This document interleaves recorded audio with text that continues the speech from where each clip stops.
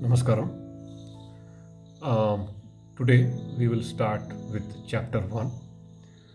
Um, just to give you a little bit of background, if you've not heard what Srimad Bhagavad Gita is about, the Bhagavad Gita happens on the first day of the Mahabharata war. The Mahabharata is actually epic uh, from Indian soil. It's or Bharatiya soil. So it's one of the two major epics, other one being Ramayana. Okay, so there are well debates about when this exactly happened. Some say it is around 5500 BC. So I'm not going to get into that. It's essentially the Mahabharata is before the it's several stories, but essentially it comes down to a family feud where the Pandavas are battling for their right to rule a part of their kingdom with their cousins, the Kauravas. Okay, and the main warrior is in the Pandavas is Arjuna, and he has chosen as his guide and charioteer Krishna. Okay, so on the first day of the war, okay, so there's even an invocation before the chapter 1. Okay, when I read the book when I was a kid, I didn't read the invocation. I read it just now, but essentially it says, Krishna as a boatman helped the Pandavas sail across a river with giant banks, with crocodiles. There are depictions of crocodiles, depictions of sharks, depictions of whirlpool. Duryodhana is the whirlpool, Salya is the shark, and so on. With all those issues, all those threats, okay, Krishna helped them sail across basically with the knowledge which he gave, with the wisdom he gave through the Gita. Okay, so let's explore what that exactly is. Let's start with chapter 1. Chapter 1, verse 1. Dhritarashtra said, Dhritarashtra is the father of Duryodhana or the Kauravas. Okay, so he's a blind man. He cannot attend battle, and he cannot come to battle. So he is in his palace, but he wants to know what's going on. Dhritarashtra said, gathered on the holy plain of Kurukshetra, O Sanjaya. Sanjaya is one of the messengers. Okay, and he asks, O Sanjaya, what did my sons and the sons of Pandu or the Pandavas, eager to fight, do? Okay, so verse 2, Sanjaya said, having seen the army of the sons of Pandu arrayed, King Duryodhana then approached the preceptor Drona and spoke these words. Behold, O preceptor, this vast army of the Pandavas, arrayed by the son of Drupada, your gifted disciple. This is Arjuna, by the way. Okay. Here are mighty bowed heroes, equals of Bhima and Arjuna in battle. Yuyudhana, Satyaki, and Virata and Drupada, the mighty warrior. Drishtaketu, Chekitana, the valiant king of Kashi, Purujit, Kunti Bhoja, and that prince among men, the king of Shibis. This is verse 5. I didn't name the verse. I hope it's okay. Verse 6. Yuddhamanyu, the powerful, Uttamaujas, the valiant, the son of Subhadra, and the sons of Draupadi, all mighty warriors in Mahabharata. Know also, O best among the twice born, those who are distinguished amongst us, the leaders of my army, I shall name them for your information.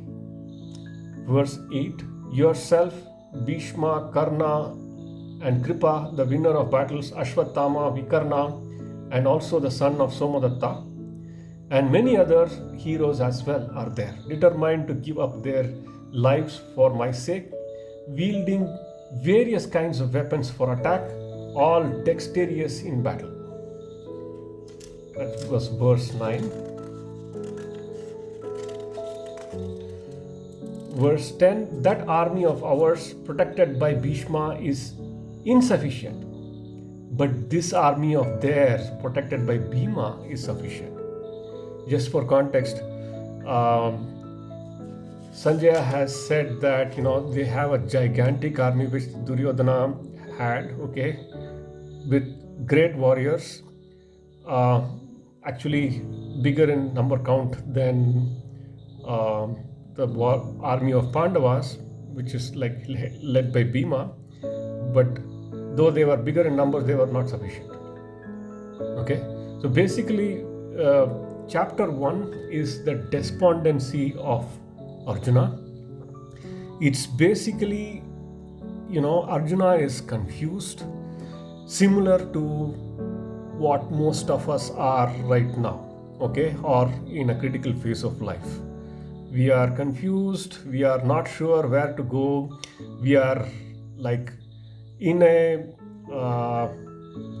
we are always procrastinating whether we are going in the right direction or whether it's even worth putting in the effort to go through.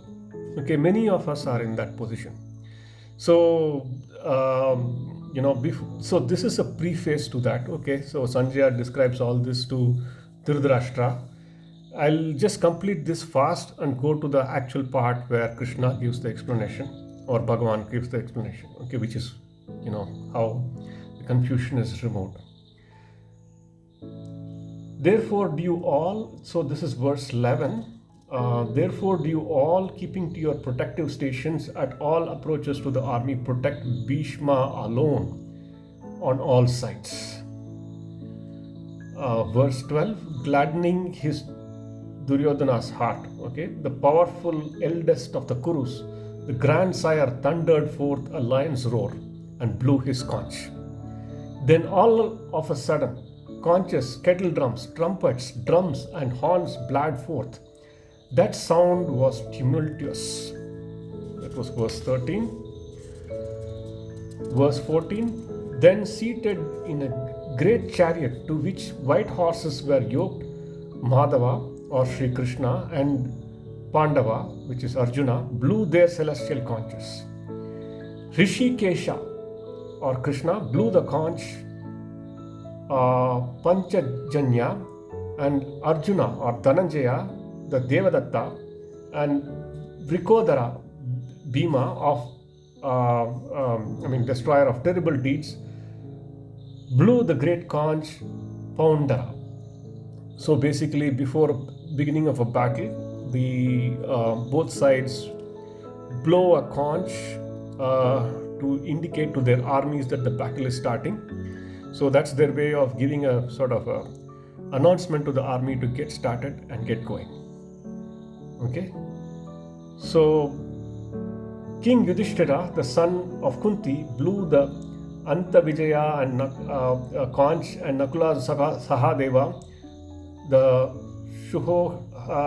Shuhohosha and Manipushaka respectively. The mighty bowed king of Kashi, the mighty warrior Shikandi, Drishtadhyumna, Virata, the unconquered Satyaki, Drupada, the sons of Draupadi,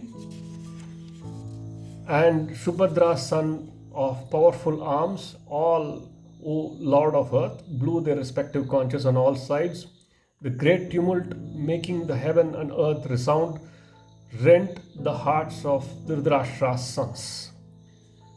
Then the monkey-bannered son of Pandu, which is Arjuna, when he saw the sons of Dhritarashtra thus arrayed, and when missiles were about to be discharged, raised his bow, and he said, O king, and said to Rishikesha, which is Krishna, the following words.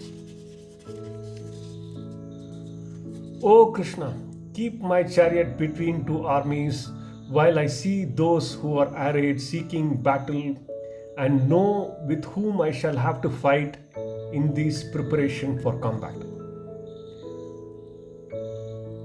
I see those, this is verse. Basically, Arjuna is trying to assess the problem statement. He wants to see who he's fighting with, as though he doesn't know. Okay, these are all actions of his ego. Okay, so he wants to assess whether it's worth the fight. He wants to assess and do a calculation and basically give a statement whether this is what he's going to fight is worth fighting for. With this, we'll stop today and we'll continue tomorrow. Thank you. Namaste.